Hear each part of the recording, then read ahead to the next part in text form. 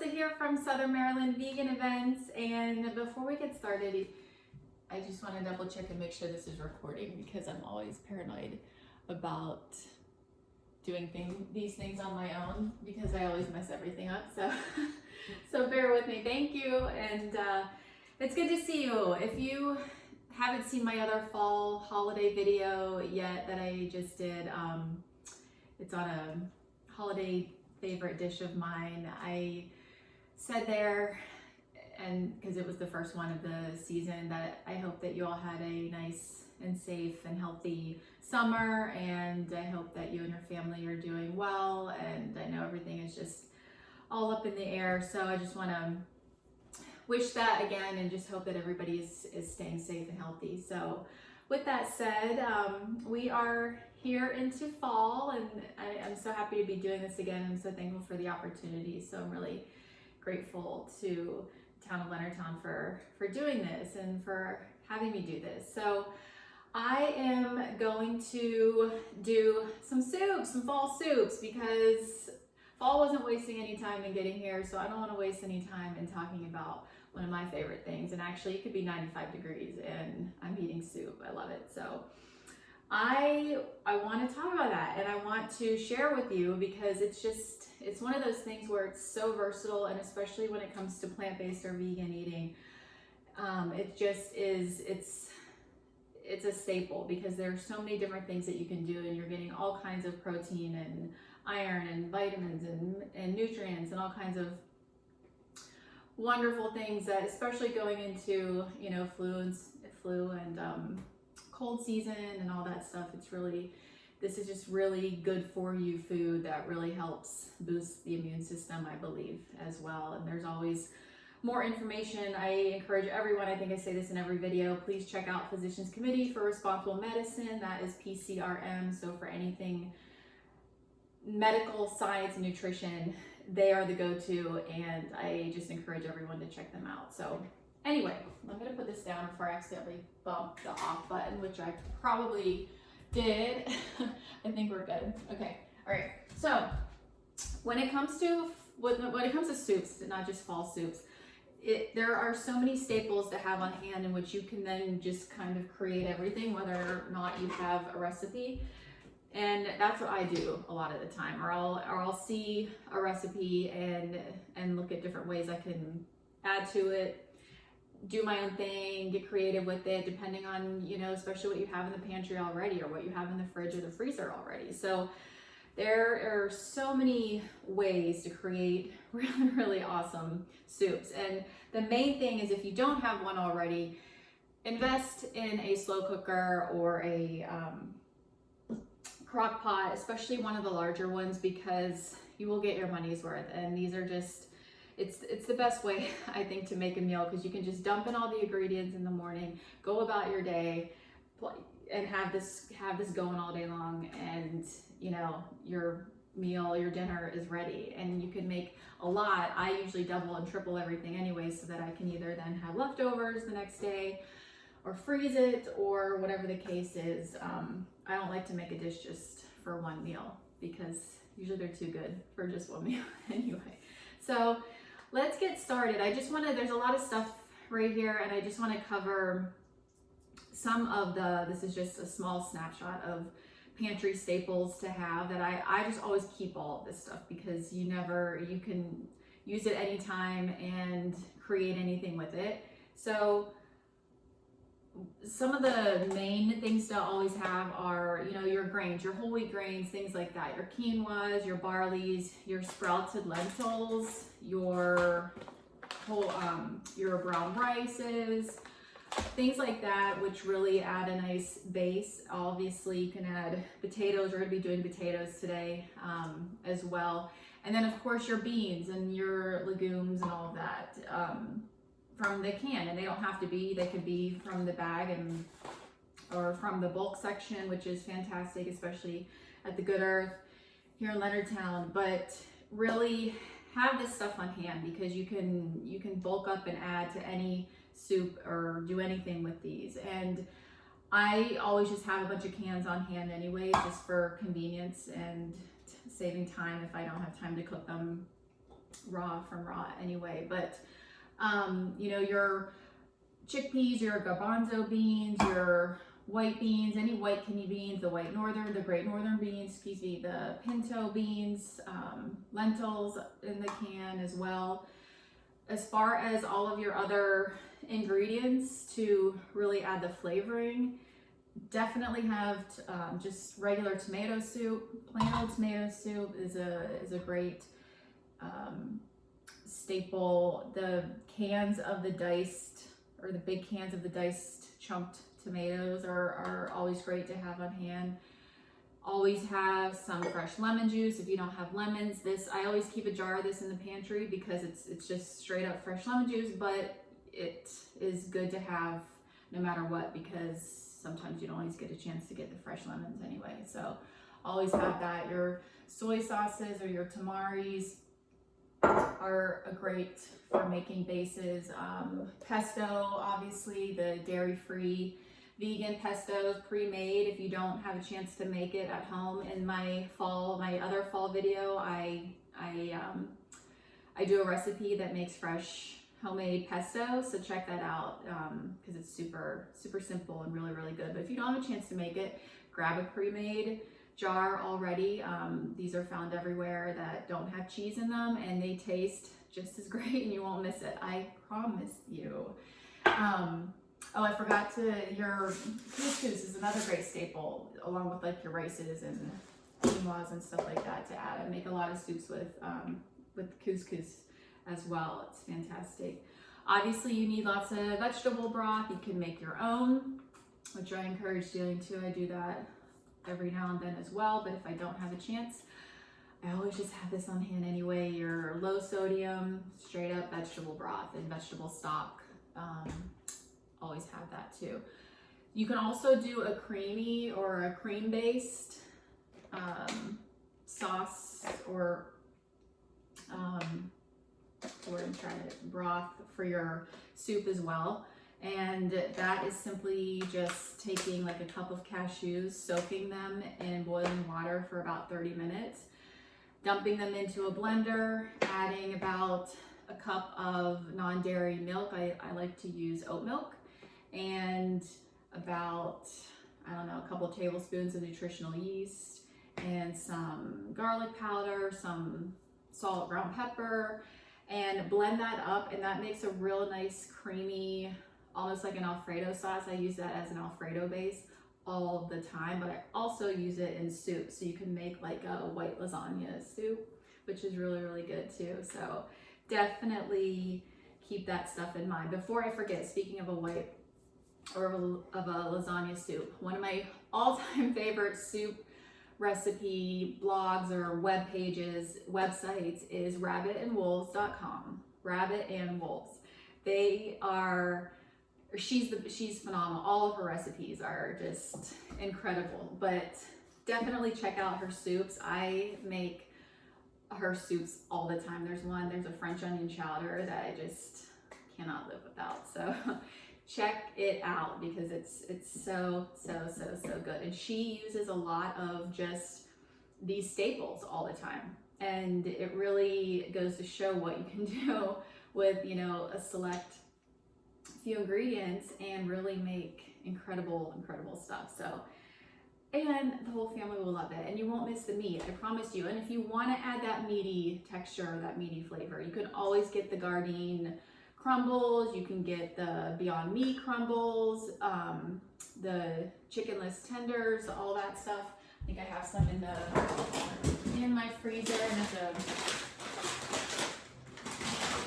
pull them out. These are fantastic. The Beyond Meat crumbles, you put them in the skillet, add them to a soup. The Gardein crispy tenders are the same thing. Bake them in the oven for about 18 minutes, and they work fantastic if you want to have a meat substitute in there too. And they taste so much like animals that it sometimes is scary. So anyway, I want to make a soup for you guys today. That's one of our favorites. We make it all the time. I love it. It's so comforting, and it has so many, it's just a very rich flavors and smells and aroma, and it just is So good, especially if you need a comfort dish that you're just like, this is awesome. And it's super simple. I know I say that all the time, and I hate to do that because not everything is just simple, but this is it truly is, because you're just dumping everything in and then you're going about your day. So it doesn't get any better than that. So I'm going to do an African peanut stew, or African peanut soup, and there are tons of recipes on this online. So if you Google vegan African peanut soup or stew or whatever, there are tons and tons of different recipes. So I kind of just pulled from various different ones and then kind of made it my own, I guess. And I've just been doing it that way ever since. So again, keep in mind that you can get creative and you can do and mix and match anything you want. And I'm actually going to do that today. So it is just, that's the great thing about plant-based food, is just, it's so versatile and you can't really mess it up. So it's a win-win all the way around. So first things first, I am going to, let's see here. I don't have this, I'm not going to plug this in quite yet until later, I don't think. But we're going to start with our base is about, I usually bank on about 3 pounds of potatoes. And you can do more than that. If I have room, I'm going to cut up the rest of those actually and add them in here. And you can use any type of potato you want. I'm using like a Yukon Gold white potato, but you can use red potatoes, you can use sweet potatoes. That's actually more common for this dish, is sweet potatoes. And I've mentioned this in other videos too. I'm like one of the only ones that does not like sweet potatoes. So anytime I see a sweet potato recipe, I kind of change it up and just automatically use any other potato but that. So I already cubed these up. So just cube them up, and I've had them soaking in some water just so they don't start to turn color. So I'm going to dump out a little bit of this and then start with those. And a little bit of water in there is all good, because that's what a lot of the broth is made up of anyway. So there is your potatoes. And then I drained and rinsed a can of chickpeas. And so I'm going to dump those in as well. And you can do, for this, you can do 2 cans of those. You can mix them up. I actually usually do like one of these and then one of the Great Northern beans or the white kidney beans. I mix it up, it doesn't matter. You can do whatever you have on hand or whatever you prefer. Some people don't really like the chickpeas, which is totally fine too. I'm actually going to add, instead of another can of those beans, I'm actually going to add about a cup of the green sprouted lentils. So I'm going to do that at the end. I'm going to pour those on top so they're not sitting in with the rest of those. I don't want them to get too mushy right off the bat. And if they do, it's okay, because it adds a little bit of depth to your soup anyway. So then what we're going to do is add some of the seasonings. And so when it comes to seasonings and spices, it's just really good to have everything on hand, because you're going to use it at some point. And so some of the staples are cumin, and that's why this is it's just a really vibrant. If you're not used to cooking with it before, it just is, it's warm, it's fall, it's everything, and love it. So we're going to do about a teaspoon of that. And again, I'm so bad about measuring. And it doesn't have to be perfect. I like extra flavoring anyway, so I tend to kind of go overboard with all that stuff anyway. So you don't have to follow everything exactly. That's a lot of what making soup and building recipes is about, is trying it out as you go. So then I'm going to do about half a teaspoon or so of ground coriander and throw that in there. Probably a little bit more than that. Let's do then about a 1/4 teaspoon of cayenne powder just to add a little bit of heat to it. Maybe a little bit more. And you don't have to put this, if you don't want any added spice or heat, then just leave that out. It's not a big deal. And then if you have fresh ginger, you can chop that up and add that in there. I like to do that. I would prefer to do that, but I don't have any right now, so I'm going to use some ground ginger. Do about 1 inch if you have, or 1.5 inches if you have actual fresh ginger on hand. But if not, like, I don't know, about 1/2 teaspoon or so, teaspoon of ginger. And again, this can be a little bit spicy, so you don't have to add as much or any of that either. So let's go ahead and add some vegetable broth to get that. I'm gonna go through probably both of those anyway, so I'm not even gonna measure. This is about 4 cups to start.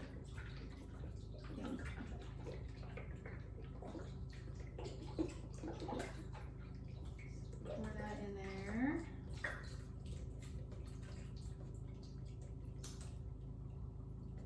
Okay, it's already smelling so good.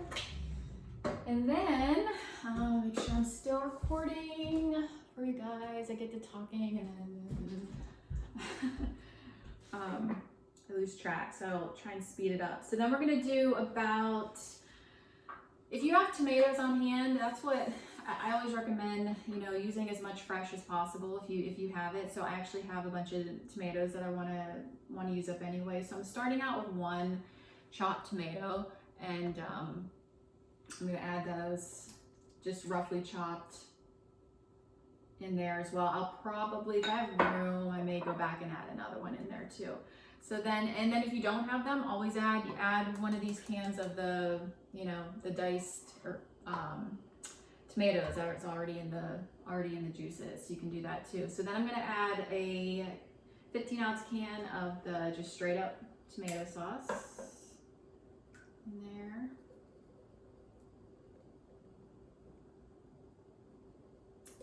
Like that, and I always rinse out the can and then add the rest of it too, but do that later. So then you're gonna do about 4 garlic cloves, 4 or 5. I love garlic, so you can add as much or as little as you want. So chop that up, put that in there too. And again, you can always add garlic powder if you don't have garlic on hand. It's quite all right.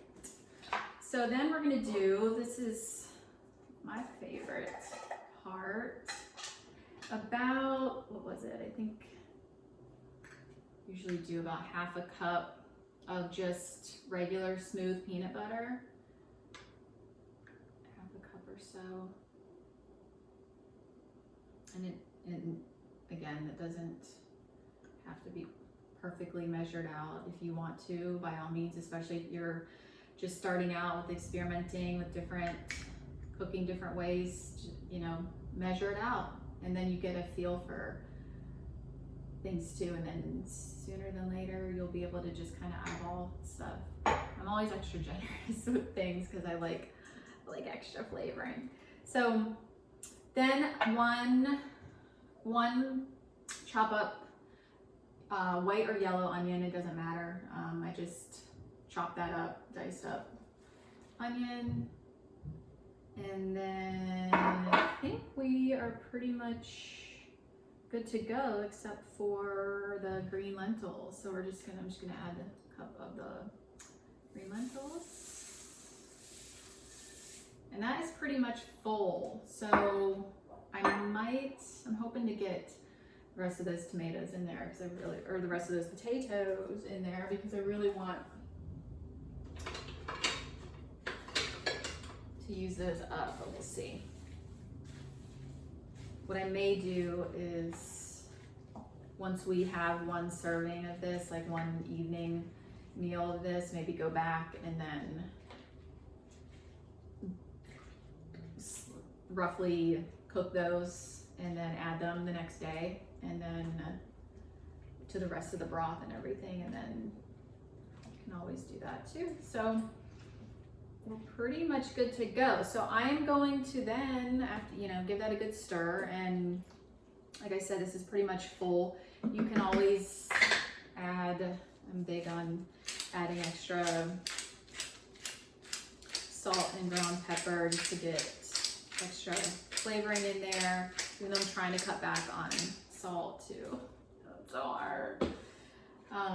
But really try to let those natural flavors from the vegetables come through as much as, and the other spices, seasonings come through as much as possible. So there we go, and that's it. So I'm going to turn this on, cook this on high for like the next, I don't know, maybe 5 hours, and then for the last 2 hours, we'll test the potatoes, see how they're doing. If they're getting to be pretty soft at that point, then I would even put that down to warm, or if they're still needing to be cooked a little, bump that down to low for the next maybe like 2 hours. So test it out and see what your preference is. And once it's about 10 minutes from when you want to eat, go ahead and add some greens. You can do spinach, you can do frozen, you can do whatever you have on hand. I have some kale, some fresh kale. So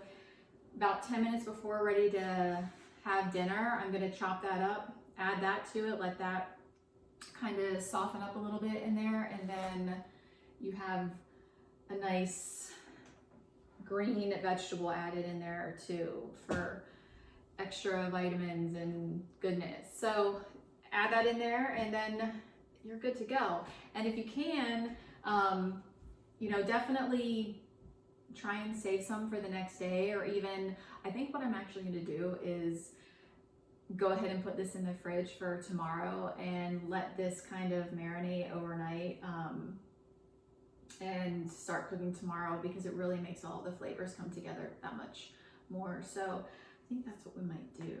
And then you're done. So add some fresh bread with that as well. That always goes well with every single type of soup. Did you start did you get on board with the sourdough craze? We actually did. A neighbor gave us a starter, I think back in April. It's been a while. So we've been doing sourdough bread every week for the last several months, and now it's like, I can't live without it. And so it's perfect as we're going into soup season to have that fresh sourdough bread along with this too. So yummy, yummy. And thanks for watching, and please feel free to check out more good stuff. I am at the Southern Maryland Vegan Restaurant Week Facebook and social media pages. That's the SOMD Vegan Restaurant Week, which is coming up November 1st through the 8th for St. Mary's in Calvert County. So definitely check that out. Mark your calendars. And then if you have any questions or you want recipe info, my email is somdveganevents@gmail.com. So Southern Maryland Vegan Events at Gmail. So reach out anytime. So I hope you enjoy this, and please make it. And then if you do, let me know. Okay. And then check out rabbitandwolves.com too for all of her recipes and her soups and stuff. So thank you guys, and I hope to see you soon. Bye.